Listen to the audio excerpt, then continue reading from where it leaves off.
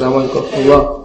بسم الله الرحمن الرحيم. الحمد لله رب العالمين والعاقبة للمتقين ولا عدوان إلا على الظالمين وأشهد أن لا إله إلا الله إله الأولين والآخرين وأشهد أن محمدا عبده ورسوله بلغ الرسالة وأدى الأمانة ونصح الأمة وجاهد في سبيل الله حق جهاده وتركنا على المحجة البيضاء ليلها كنهارها لا يزيغ عنها إلا هالك فصلوات ربي وسلامه عليه وعلى آله وصحبه أجمعين. يا أيها الذين آمنوا اتقوا الله حق تقاته ولا تموتن إلا وأنتم مسلمون. يا أيها الناس اتقوا ربكم الذي خلقكم من نفس واحدة وخلق منها زوجها وبث منهما رجالا كثيرا ونساء واتقوا الله الذي تساءلون به والأرحام إن الله كان عليكم رقيبا. يا أيها الذين آمنوا اتقوا الله وقولوا قولا سديدا يصلح لكم أعمالكم ويغفر لكم ذنوبكم ومن يطع الله ورسوله فقد فاز فوزا عظيما. وبعد فإن أصدق الحديث كتاب الله تعالى وخير الهدى هدي محمد صلى الله عليه وسلم وشر الأمور محدثاتها وكل محدثة بدعة وكل بدعة ضلالة وكل ضلالة في النار. My respected brothers and sisters in Islam, from the greatest wisdom of Allah subhanahu wa ta'ala is that Allah subhanahu wa ta'ala has created companions for people. Allah subhanahu wa ta'ala has created friends for human beings. And Allah subhanahu wa ta'ala did not just create Adam alayhi salam, but then He created his wife as well, which is our mother Hawa. And we know Allah subhanahu wa ta'ala, the reason why He has created a companion, a friend for Adam alayhi salam, is because truly insan is weak. And insan, mankind, requires friends in order to live. In fact, the word insan, the meaning of it is a person who ya'laf wa yu'laf in Arabic, meaning that he needs to be with people, he needs to congregate with people, he needs to mix with people. So from the essence of a human being is that he needs to be with people, and he cannot be a hermit, as we say in the English language. He cannot be a hermit. A hermit is a person who, for example, stays away from people, stays in the caves or in the woods, etc., away from the eyes of society, stays by himself. It is impossible for a human being to be like that. Rather, he always needs to be with fellow companions. So he's truly in need of friends, and a human being would be therefore driven mad were he not to have friends. If we therefore investigate the need of human beings to have friends, the question must therefore be asked, who is the best friend to have? Who is the best friend to have? Who is the friend that will truly fulfill the criteria of the best mate that a person can have? Without doubt, I'm sure you will agree, the only being that can actually fulfill completely all aspects of a person's of the term of friend is Allah subhanahu wa ta'ala. For verily it is Allah subhanahu wa ta'ala who is the friend of the believers. He is the person who truly can be our best friend. And truly, as we know, Rasulullah sallallahu alaihi wasallam had said, لو كنت متخذا خليلا لاتخذت أبا بكرا خليلا ولكن الله اتخذني خليلا. As Rasulullah sallallahu alaihi wasallam had said in an authentic hadith, if I were to take anyone to be my bosom buddy, to be my close friend, then I would have taken Abu Bakr as my close friend, because Abu Bakr was so righteous. He was always looking after Rasulullah sallallahu alaihi wasallam, always put Rasulullah sallallahu alaihi wasallam above his own self. So this is the characteristic of a true friend. And if I were to take anyone, then I would take Abu Bakr. However, Allah has taken me as His close friend. Allah subhanahu wa ta'ala has taken Rasulullah sallallahu alaihi wasallam as His close friend, as He had taken before that Ibrahim alayhi salam as His Khalil, as His close friend. So truly, brothers and sisters in Islam, the greatest gift that a person can have is a close friend. And what better friend than Allah subhanahu wa ta'ala? And the greatest misery that a person can have is to be alone in the darkness. And in fact, if you look at the punishment that is applied to people these days, and the punishment, one of the ways of truly punishing a person, one of the ways of truly making sure a person mentally breaks down is to give him solitary confinement. Is that not so? Is to totally confine the person away from anything, away from eyes of the people, away from hearing a voice, and you will see the person being driven mad. And in fact, if you read the stories of those people who have been tortured, you will see the greatest torture they can say is solitary confinement. is truly solitary confinement. Whereas we find Rasulullah ﷺ talking about how the best friend is truly the best of provisions. And he tells us, خَيْرُ الْمَتَاعِ إِمْرَأَةٌ صَالِحَةٌ. The best of provisions is a righteous woman. So it tells us how, for example, a righteous woman who is your wife, and she is your best friend, she is your best mate, you tell her your secrets, she is the best of provisions, not anything else. Not the gold and silver that we have amassed, not the wealth that we have, not the cars that we have, etc., etc. Rather, it is the woman. It is a righteous woman who is the best of friends, who is the best of provisions.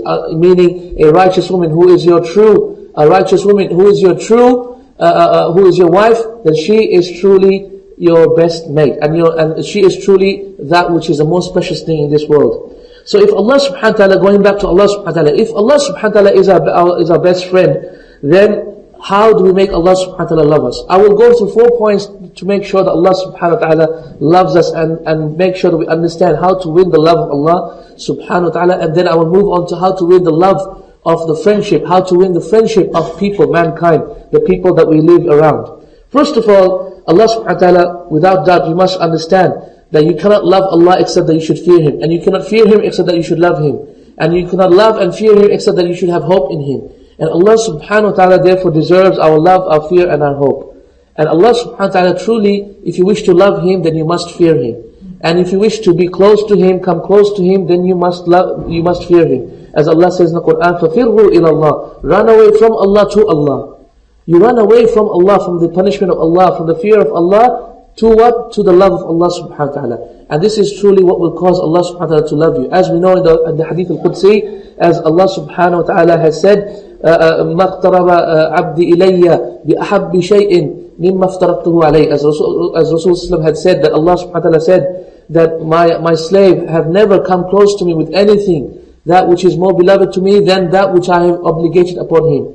Then when he does more extra deeds, then I become the hand with which he throws, by the leg with which he walks, etc., by the mouth by which he talks, as in the hadith as we already know. And this shows therefore that basically our speech is only the pleasure of Allah, our actions are only the pleasure of Allah, our walking and our companionship is only the pleasure of Allah subhanahu wa ta'ala. So when we truly look after this and fear Allah subhanahu wa ta'ala, then we truly have Allah subhanahu wa ta'ala as a friend.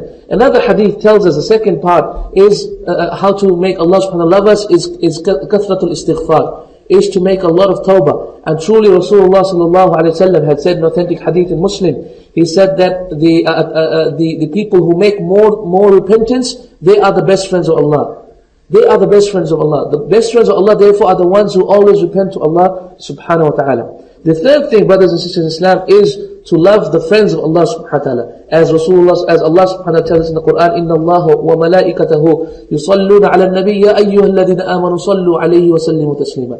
Allah subhanahu wa ta'ala tells us in the Quran, verily Allah and His angels send blessings and praise upon Rasulullah sallallahu alaihi wasallam. So all you who believe, send your blessings and praise upon Rasulullah sallallahu alaihi wasallam. And in the tafsir of this verse, as we know, Rasulullah sallallahu alaihi wasallam had said that whoever prays upon me one salah, that Allah sends a blessing upon me once, Allah subhanahu wa ta'ala does it 10 times. Meaning that Allah subhanahu wa ta'ala loves him so much that He does it 10 times. So this is another way to gain the love of Allah subhanahu wa ta'ala. And lastly, to gain the love of Allah subhanahu wa ta'ala is following Rasulullah sallallahu alaihi wasallam. Truly, as Rasulullah sallallahu alaihi wasallam had said, قُلْ إِن كُنْتُمْ تُحِبُّونَ اللَّهَ فَاتَّبِعُونِي يُحْبِبْكُمُ اللَّهِ.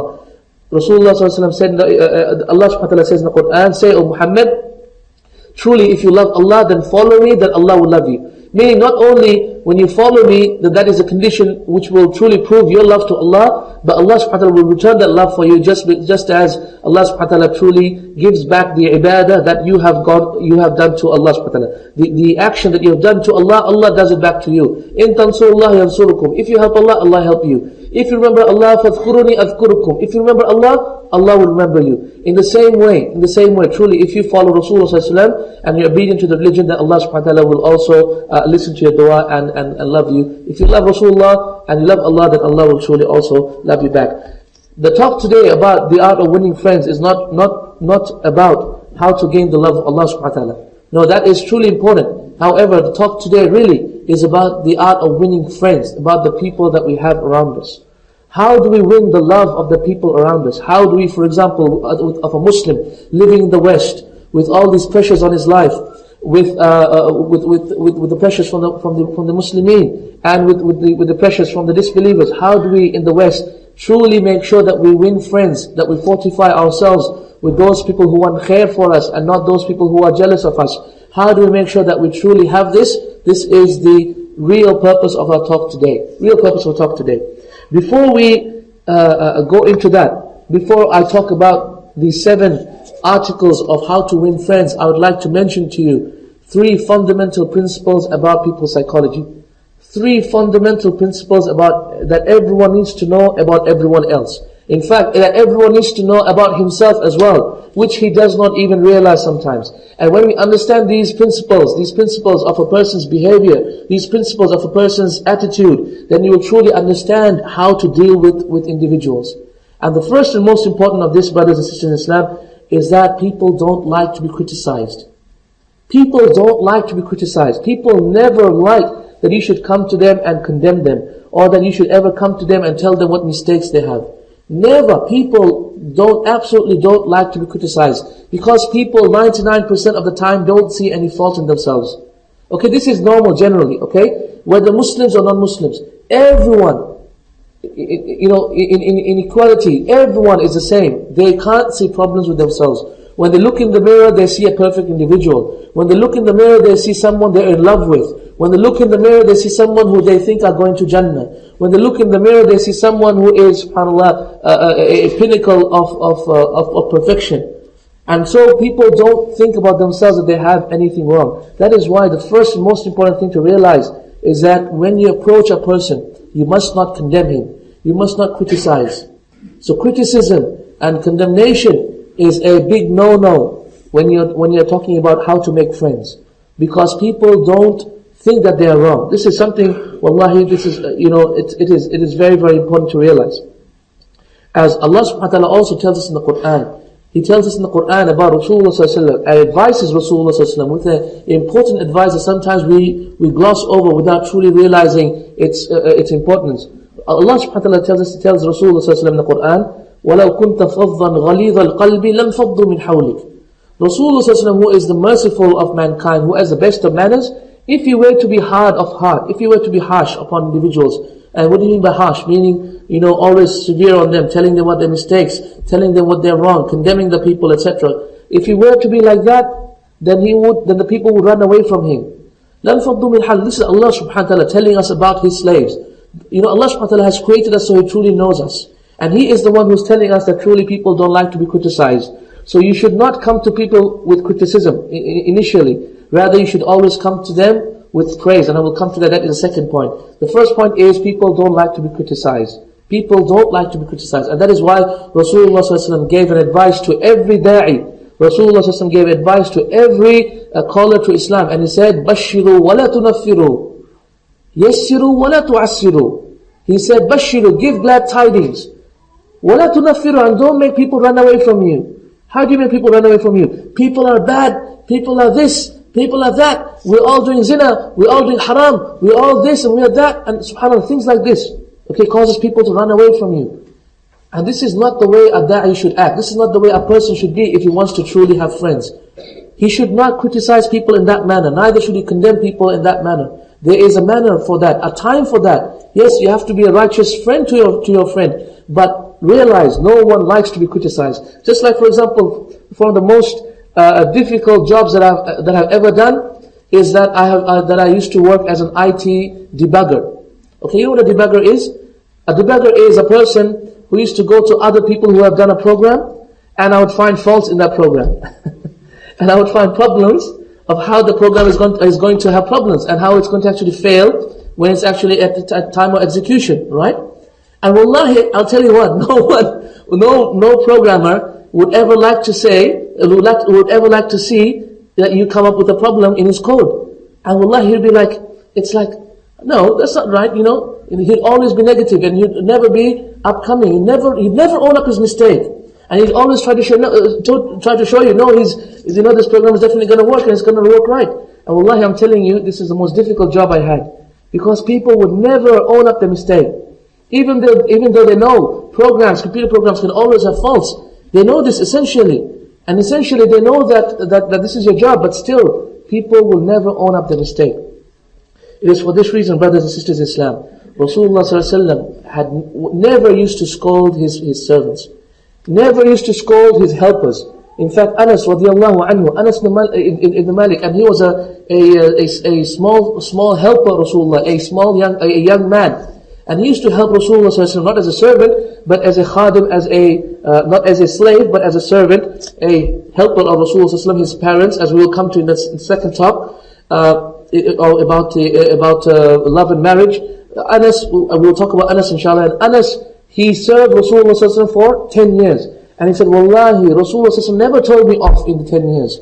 He never told me don't do it this way. Or he never told me, why did you do this? He never criticized me. Wallahi, 10 years. And a small child makes so many mistakes. Small child makes so many mistakes, wallahi, drives you mad sometimes.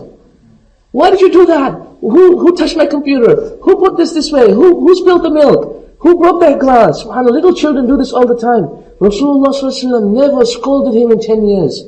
And Anas radiallahu anhu said, Rasulullah always used to meet me with a smile on his face. Surely this is important for us to realize. Criticism of individuals is a big no-no if you truly want to have friends. Stay away from criticism of individuals, because truly even you don't understand. Even you don't understand that you have criticism, that you have mistakes. And in fact, in one of the great wars of the American civil liberty movement at that time, when Abraham Lincoln was the leader of one of the groups, and his general did not obey him.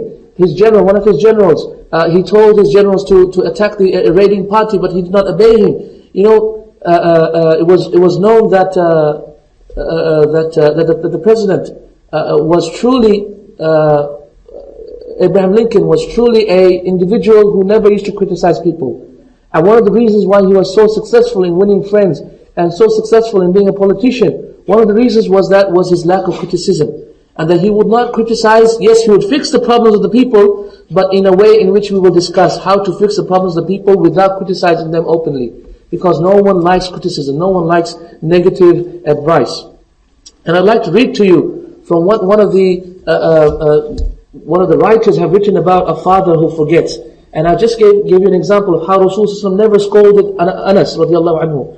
And I want to read to you about how an author, Livingston Learned, his name was, he wrote in Reader's Digest something which is actually published numerous times in Reader's Digest because of his true beauty, about how beautiful his speech was and his writing was. And this is about a father who always used to scold his son, as against, of course, the hadith of Rasulullah, which was that he would never criticize. And look at what he writes. Livingston Learned, he writes in his article, Father Forgets, and this is something which is published in Reader's Digest. He says, listen son, I am saying this to you as you lie asleep. One little paw crumbled under your cheek and the blonde curls sticking wet on your damp forehead. I have stolen into your room alone. Just a few minutes ago, as I sat reading my paper in the library, a stifling wave of remorse swept over me. Guiltily, I came to your bedside. There are things I was thinking, son. I had been cross to you. I scolded you as you were dressing for school because you gave your face merely a dab with a towel. I took you to task for not cleaning your shoes. I called out angrily when you threw some of your things on the floor. At breakfast, I found fault too. You spilled things. You gulped down your food. You put your elbows on the table. You spread butter too thick on your bread. And as you started off to play and I made for my train, you turned and waved a hand and said, "Goodbye, Daddy." And I frowned and said in reply, "Hold your shoulders back, young man." Then it began all over again in the late afternoon. As I came up the road, I spied you, down your knees, playing marbles.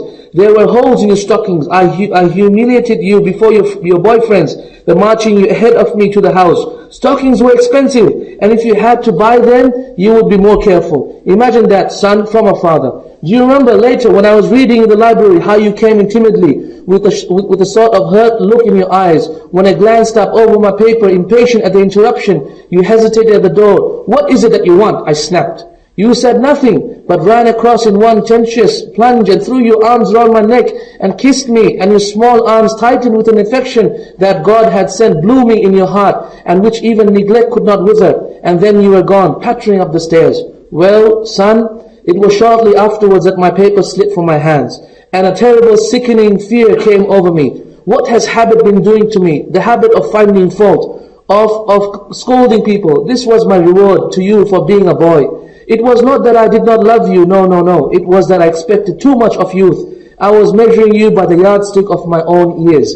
And there was so much that was good and fine and true in your character. The little heart of you was as big as the dawn itself over the white hills. This was shown by your spontaneous impulse to rush in and kiss me good night. Nothing else matters tonight, my son. I have come to your bedside in the darkness, and I have knelt there ashamed. It is a feeble atonement. I know you would not understand these things if I told them to you during your waking hours. But tomorrow I will be a real daddy. I will chum with you and suffer when you suffer and laugh when you laugh. I will bite my tongue when impatient words come. I will keep saying as if it were a ritual, he is nothing but a boy, a little boy. I am afraid I have visualized you as a man. Yet as I see you now, son, crumpled and weary in your cot, I see that you are still a baby. Yesterday you were in your mother's arms, your head on her shoulders. I have asked too much, too much. And this is truly, subhanAllah, a father who is regretting how he used to be with his son, scold him all the time, not realize how truly little children always make mistakes. You know how we always rush to criticize, whether it be our children or anyone else, we rush to criticize, forget our own criticism. The second thing, brothers and sisters in Islam, about knowing about people. The first thing is knowing not to criticize them. No one likes to be criticized. The second thing is to give honest and sincere appreciation. And I don't mean that you should talk about flattering the person. But I mean giving them honest, sincere praise that is truly deserving of them. And every person has something good about him. And wallahi, Rasulullah gave advice to the person who wants to divorce his wife. And he said, let a person who sees something bad from his wife not become angry. For it may be that he hates her for something or dislikes something about her, but there's something else that he likes. Of course there must be something else that he likes. He married her and therefore he must like something about her. So always look towards the good things. And in fact, I remember one of my friends, he was telling me how his wife came to him and she was a righteous woman, how he came to him and he said, write down the 6 things which you'd want me to change about myself. Write down 6 things, and of course she did this after she read a hadith of Rasulullah sallallahu alaihi wasallam, wherein Rasulullah sallallahu alaihi wasallam had said, wallahi, if you were to suck the pus of your husband's wounds, this would not make up for what your husband has done for you. And so when she read this hadith, she felt very, very remorseful, and she wanted to be a better wife, and she came to my friend and said to her husband and said, oh my husband, here is a piece of paper, here is a pen, write down 6 things that you want me to change.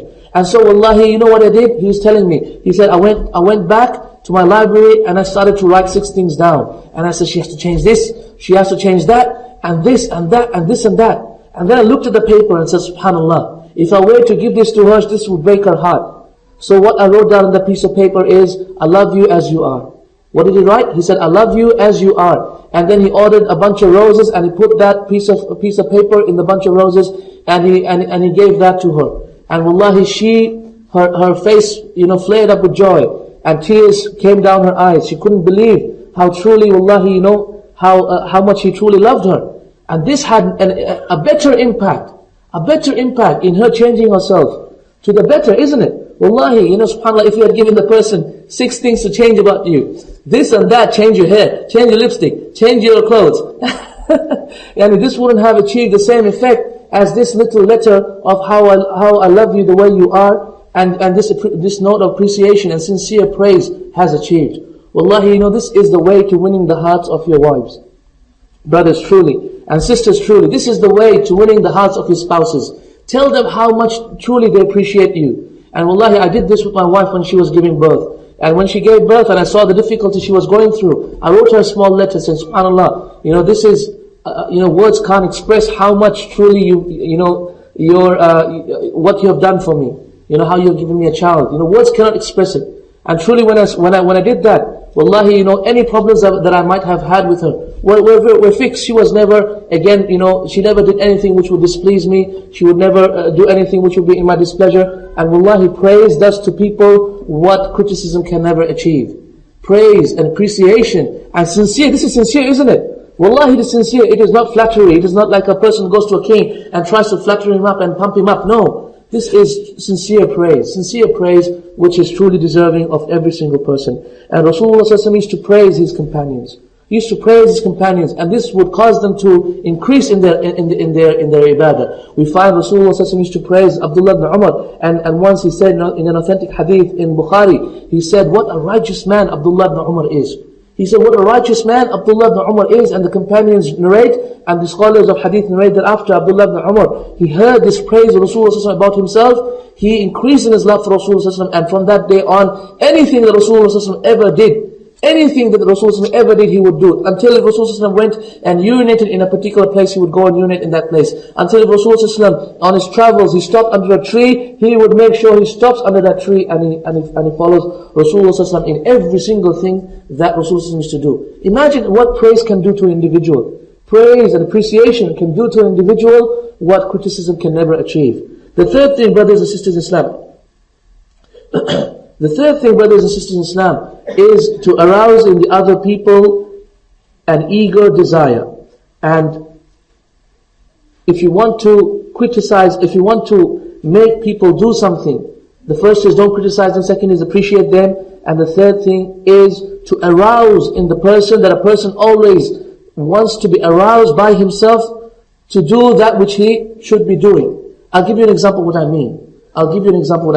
When we were fundraising and fundraising for charity appeal and for the tsunami disaster that happened, and I thought about how to talk, and I was on Islam channel, and we were talking about how to raise some money and how would I motivate people. We were thinking about how to speak to people, and wallahi, we thought that okay, there are two approaches. One is telling people about the fire and telling them how if they don't pay up, they're headed for the fire. Allah subhanahu wa ta'ala will ask them, oh, when I came to you asking for help, you do not help me, etc., etc. Using those hadith of Rasulullah that say that a person who doesn't give, then he is headed for the fire.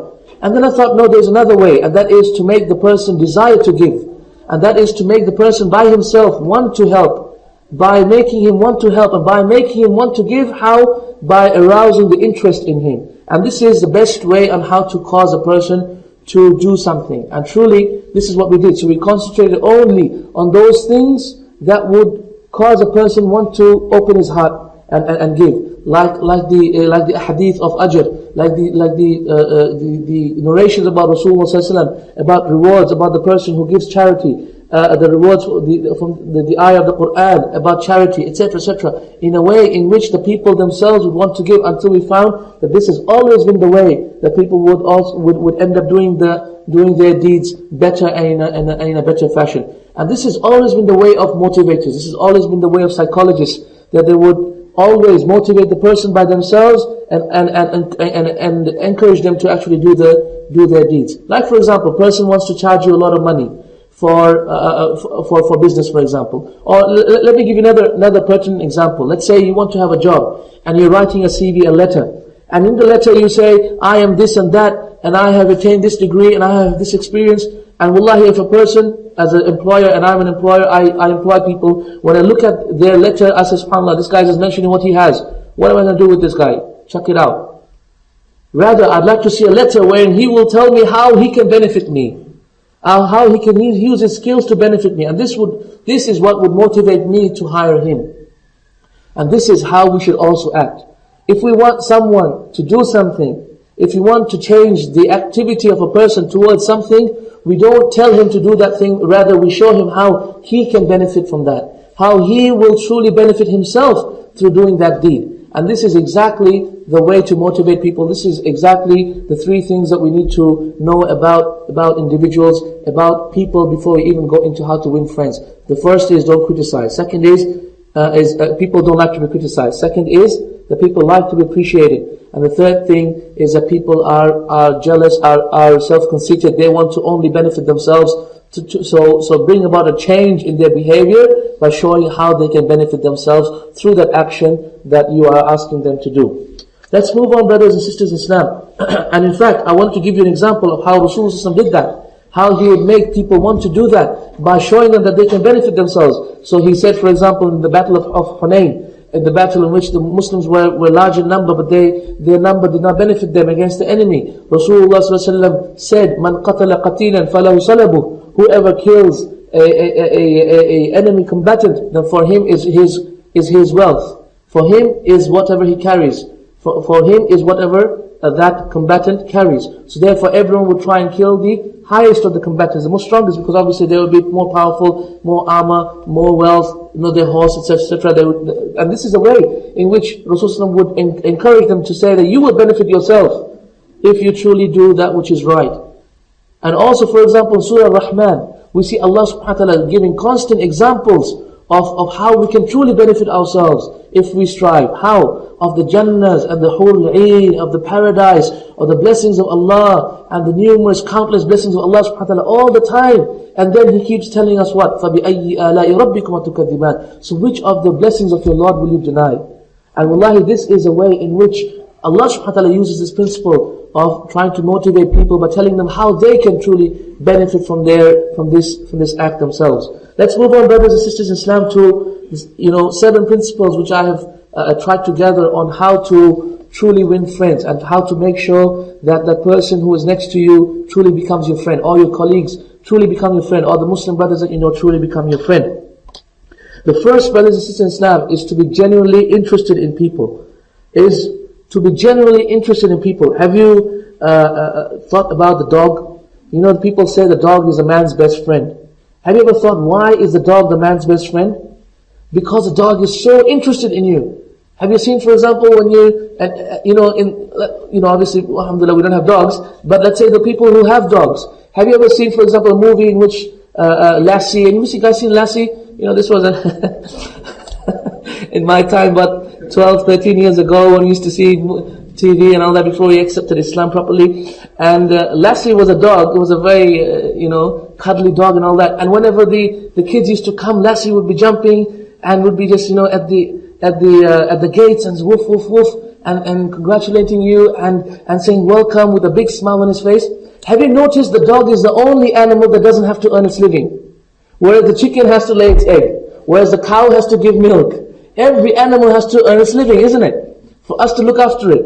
But the dog is the only person who doesn't have to earn its living, doesn't do anything. And people will, mashallah, buy the best of dog food and will buy the best of collars, mashallah. I see people over here, they even put jackets on their dogs, mashallah, from the coat. It's truly amazing, isn't it? The dog is the only animal that doesn't have to earn its living. Why? Because it is truly interested in you. It is really interested. It's a real friend because it is so interested in you. And let's therefore learn from this dog. And as we know, Rasulullah sallallahu alaihi wasallam, truly this is true, isn't it? That's why we like dogs, because that's why human beings say the dog is a man's best friend, because he's truly interested in you. And as we know as well, one of the reasons why the companions used to love Rasulullah ﷺ was that Rasulullah ﷺ was truly interested in them as well. As Allah says in that ayah which we repeat all the time, لَقَدْ جَاءَكُمْ رَسُولٌ مِّنْ أَنفُسِكُمْ عَزِيزٌ عَلَيْهِ مَا عَنِتُّمْ حَرِيصٌ عَلَيْكُمْ بِالْمُؤْمِنِينَ رَءُوفٌ رَحِيمٌ. As Allah says in the Quran, verily a man from amongst you has come, a messenger from amongst you has come, عَزِيزٌ عَلَيْهِ مَا عَنِتُّمْ. It is difficult on him that you should have any problems, any hardship. حَرِيصٌ عَلَيْكُمْ. He is ever earnest and eager over you. بِالْمُؤْمِنِينَ رَءُوفٌ رَحِيمٌ. Verily, over the believers, He is truly kind and merciful. See how Rasulullah was so eager, striving for our good. So eager and striving for our good. This was Rasulullah, and this is why he was our best friend as well. We find that Alfred Alden, and he is one of the psychologists, he writes in his book, What Life Should Mean to You. And this is a book I've read actually. Alhamdulillah, one of the books I have actually made myself read, because it's actually a good book. It says in the book, it is the individual who is not interested in his fellow men who has the greatest difficulties in life and provides the greatest injury to others. It is from amongst such individuals that all human suffering spring. Truly, when you're not interested in other people and you're self-conceited and you're only worried about yourself, that truly this is the individual who has no benefit to others. And he is the one who has no friends. Have you seen, for example, in the movies, forgive me for anyone who is blonde here, but you know how the movies, they always have this blonde bimbo, they call it, as we say, blonde bimbo. She is so self-conceited, she knows she's beautiful, and all she does is talks about herself. You know what I'm talking about? Yeah, this concept of blonde bimbo that we have in our understanding is a person who is a blonde woman. She is beautiful and pretty, but all she thinks about is herself. She is so self-conceited, and no one likes that person, isn't it? She is always the comic relief in the movies, isn't it? And she's also the person who no one is interested in such a person. And so we find therefore truly a person who is not interested in other people, then they are the ones, as this Alfred Walden had said, Alden, he said in his book that it is among such individuals that all human suffering spring. And we find as well in one of the statistics that I came across on the internet was that the telephone companies in New York, they once did a survey of the amount of words that are used in any conversation. So they did a random survey of 500 phone calls, and from the random survey of 500 phone calls, they found that the word that was used the most was used 3,900 times. Which word do you think is used the most? I. MashaAllah, that's it. I, me, myself, me, I. This is the most used word, meaning that people are so worried about themselves. They only think about themselves. You want to have friends? Be truly interested in the people. Be like the dog who is so interested in its friends. Right, we move on to the second one. And that is how to win friends, except by one of the most beautiful charities that we can do. And that is smile. That is smile. Wallahi, a smile says 1,000 words. A smile says 1,000 words. And in fact, one of the signboards outside a Christmas shopping center that I happened to go to in Australia had something very, very interesting, and I wrote it down. It was very nice. I wrote it down, and it said the following. It said, a smile. And it said, a smile. He said, it's a big smiley face, and said, smile. Okay, that was the title, said smile. And then it says, smile is something that costs nothing, but creates much. It enriches those who receive without impoverishing those who give. It happens in a flash, and the memory of it sometimes lasts forever. None are so rich that can get along without it, and none are so poor but are richer for its benefits. It is rest for the weary, daylight to the discouraged, sunshine to the sad, and nature's best medicine for trouble. Yet it cannot be bought, cannot be begged, cannot be borrowed or stolen, for it is something that no earthly good to anybody, and it is no earthly good to anybody till it is given away. Nobody needs a smile as much as those who have none to give. Truly, this is beautiful, and this is what a smile is. And truly, smile has an effect on individuals that you just cannot imagine. And Anas radiallahu anhu used to say that I never met Rasulullah except that he smiled at me. And Rasulullah used to say, Al-ibtisamu ila wajhi aqiqa sadaqah. He said, to smile to the face of your brother is sadaqah, is charity. And wallahi, Rasulullah used to always go to his family in a smile, with a smile on his face. And a smile is so important. And you know when the dog smiles at you, if the dog can't smile. But if a dog, let's say a little baby. You know, when I had my first child, and obviously all he used to do was cry and did not smile. And so what is this? What is wrong with this little boy of mine? And then when he was 2 or 3, and then the first smile he gives, and when he recognizes you and the smile, the happiness in his face, it is worth $1 million. It is worth £1 million, even more than that, subhanAllah. The smile, when you see them in the airport, when you've been away for a couple of months away from your family, the smile on their face is enough, subhanAllah. It is enough. It is worth more than this world, subhanAllah. So truly a smile is a great gift. It is essential for anybody who wants to make friends to smile, not to frown. And nobody likes someone who frowns. Nobody likes those people who have a frown on his face. People love those people who always smile. And that is why we find that that even call centers, as we know, the call centers, and these are places that you call. Whenever you have a trouble, for example, you have something with the phone line, you call the problem centers, and when you call them, and I used to work for a call center once, and they used to tell us, smile even when you're talking, and this will show through your speech. They used to tell us, smile when you're talking as well, and this will show through your speech as well. And wallahi, have you ever seen, if you've ever gone to McDonald's or any of these big shopping centers, those people over there, they always smile. They're always in a smiley mood, even when you have a problem with them. And the troubleshooters, those people who deal with problems, they're the ones who smile the most, isn't it? And so truly, this smile is truly important. Truly important. If you cannot do anything for your friend or except smile, you cannot afford to give a gift, then just smile. Wallahi, this is one of the most important advices that a person can give about smiling. And the third one, brothers, essential tip for how to win friends is to remember the person's name. You have to remember the person's name. You can't say your name was Abdullah, Muhammad, no. You have to remember the person's name. And wallahi, it is so important to call the person by his first name, or to know the person's name. It is just so important. When a person doesn't know your name, and you met him a number of times, and for example, I meet a lot of people, and I go around all the time, and wallahi, I have this major problem. And so what I have done is I have a small diary that I have written down some of the names of the people that I have met in every single place. So I will remember, and every time I go there, I remember, okay, his name was Shafiq, and he was from this place, and he would look like this, okay? And this brother was this, and he had a white beard, and he was this and this and this. And so I remember myself, at least I can always remind myself of their first names, etc. So when you can at least call upon them, they know that you are interested in them, and that you are someone of importance to them. And in fact, the newspapers note that Theodore Roosevelt, who was one of the presidents of America, one of the reasons why he won the election was because he could memorize, he remembered 50,000 names.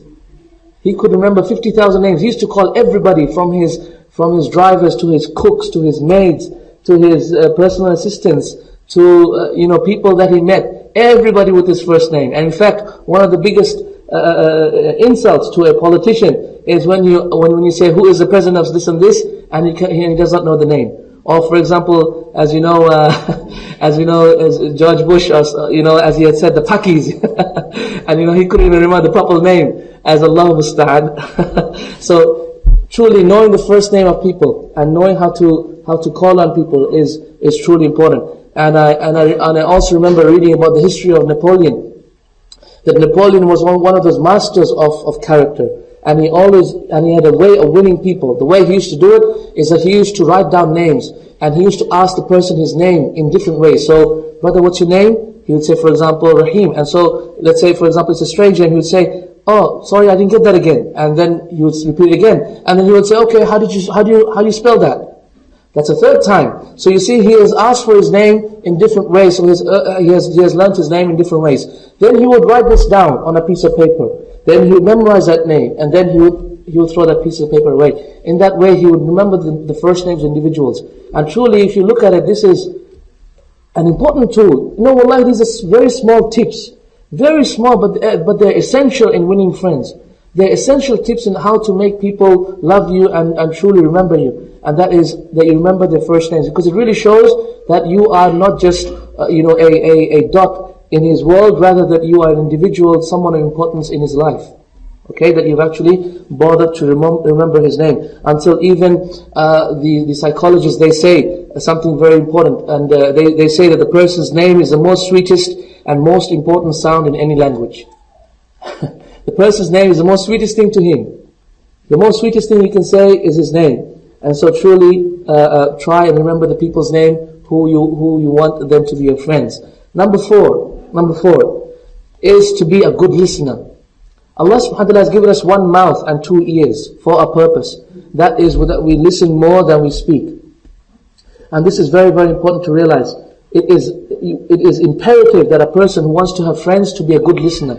No one wants you to come up to him and just keep on speaking about yourself and say, oh, I did this and I went there. Or for example, let's say, when I go back to Australia, I start talking, oh, I went there and I did this and I did that. And no one wants to hear about you. No one's interested in you. Everyone is interested in their own selves.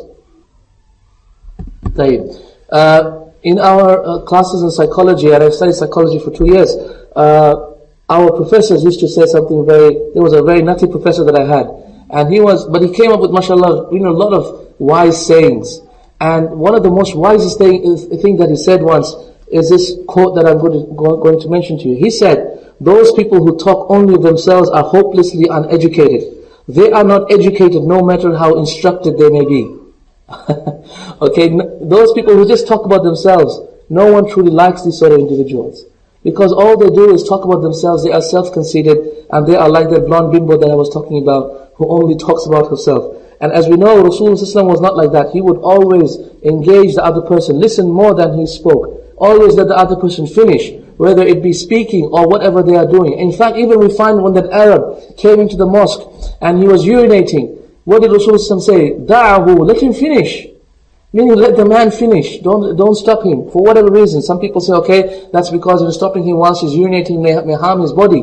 That's one thing. However, really the matter of the fact is that Rasulullah was a good listener, that he would let the other person finish and do what he had to do, thereafter instruct him, advise him, and do whatever he needed to do. And this is essential for us to be friends with people. People always want us to listen to them, not for you to speak about yourself. The fifth thing, brothers and sisters in Islam, that is to talk in terms of other people's interests only. Talk in terms of other people's interests only. What is the best way to speak to a parent? Tell me. What is the best way to speak to a parent? What do you think, brother? If you know a brother and sister, for example, sorry? No, how would you speak to a parent? I'm saying, a person who has children. Ayo Akhtar, how would you speak to him? The best way, what is the best way to engage that person and to truly make him interested and show you that he means something to you? What is it? About the children, exactly, wallahi. Exactly. What a beautiful child you have. MashaAllah, this is a flower. This is not a human being. This is a little angel. And you talk about them and you give them gifts. What is the way to the parents' heart? But to the children. So you always talk about that which interests them. The guy, he loves sports cars. MashaAllah, talk about sports cars with him. And wallahi, he will melt in your hands. Talk about sports cars. You know nothing about sports cars. You know nothing about it, but just keep on talking. Do you have a twin turbo, or do you have an intercooler? And what type of car do you have? V6? Is it etc., etc. Just engage him in that, and he will be interested in you. Wallahi, some of the people, their interests are the most boring of things: botany, chemistry, astronomy, and etc., etc. Or someone is so interested in his own field, and when you engage him in that, wallahi, he will be your best friend as well. And he will truly find you an engaging experience. And he will always remember the fact that you are more interested in him rather than yourself talking about who you are. This is truly important. Always engage the person's interest. If it's a child, if it's a parent, through his children. If it's through praising his children, through talking about the child. If it's a person with a particular hobby, then through that hobby. And so it actually is good for you to understand this person who you want him to be a friend, what he truly is interested in. And wallahi, this is truly important advice.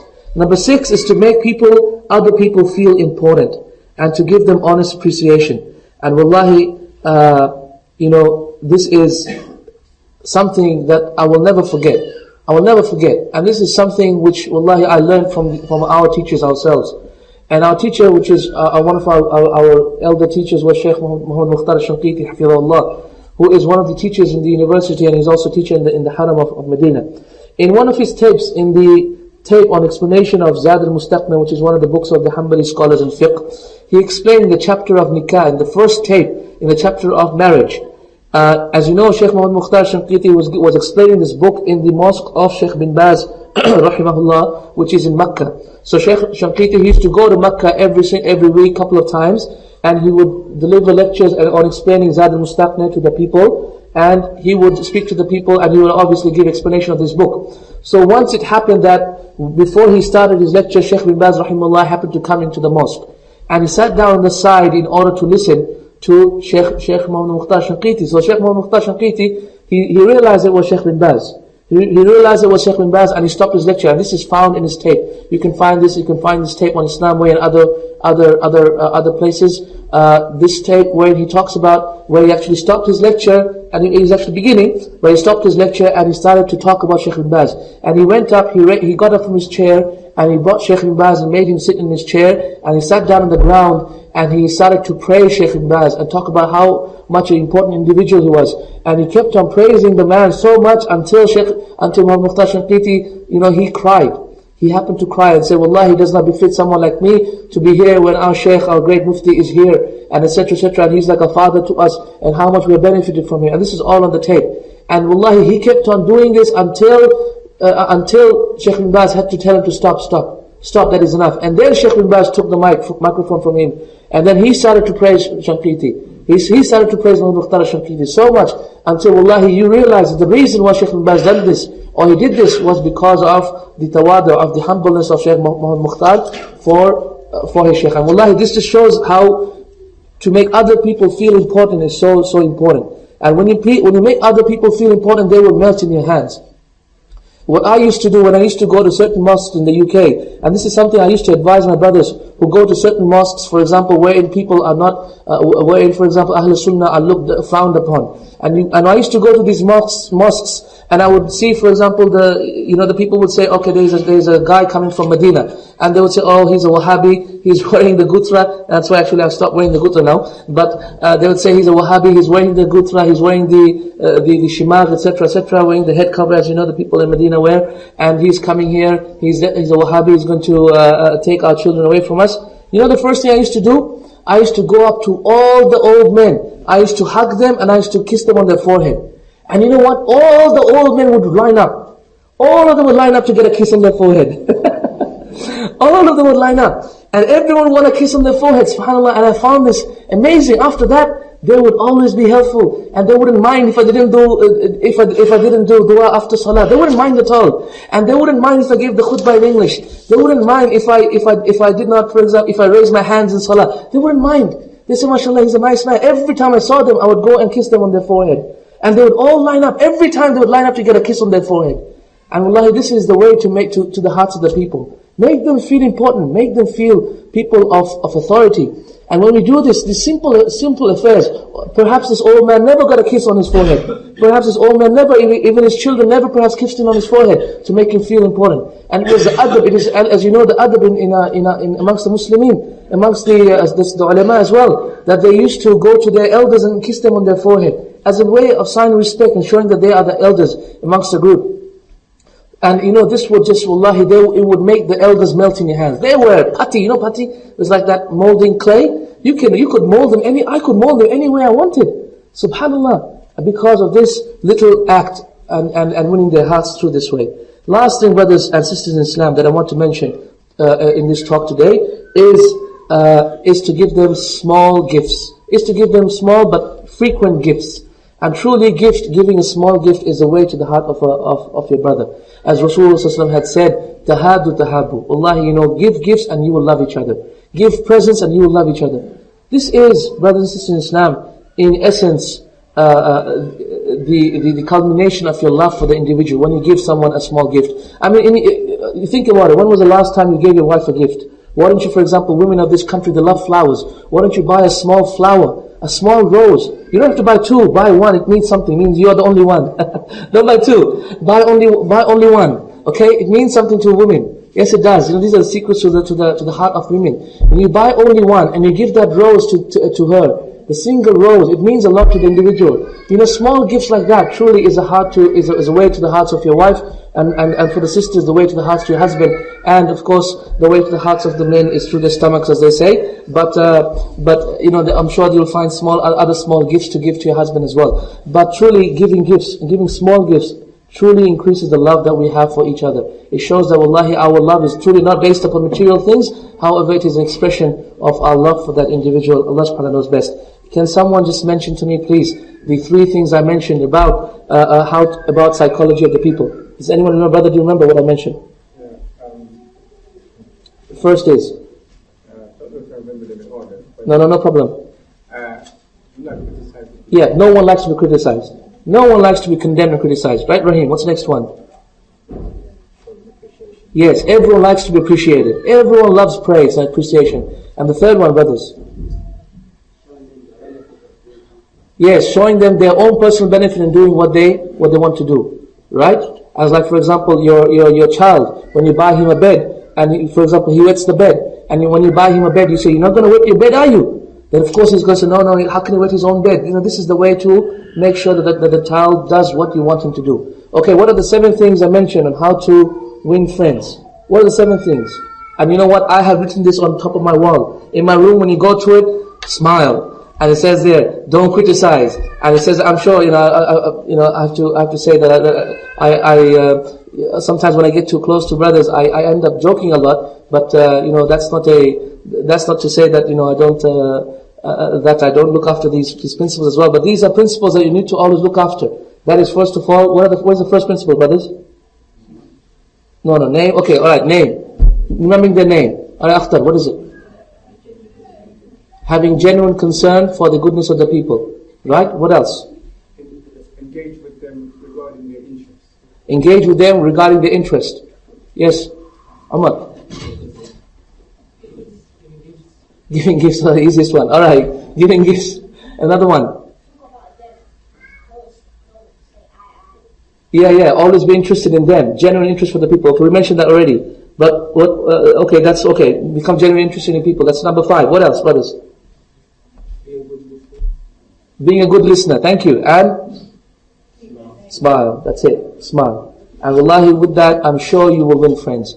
You will win friends. These friends will be your best people, and they will be your best mates. Small things that we do all the time. Wallahi, this is the way to make sure that we win friends. And this is the true art of winning friends. Allah subhanahu wa ta'ala knows best. Subhanallah Allahumma wa bihamdik ashhadu an la ilaha illa anta astaghfiruka wa atubu ilaik.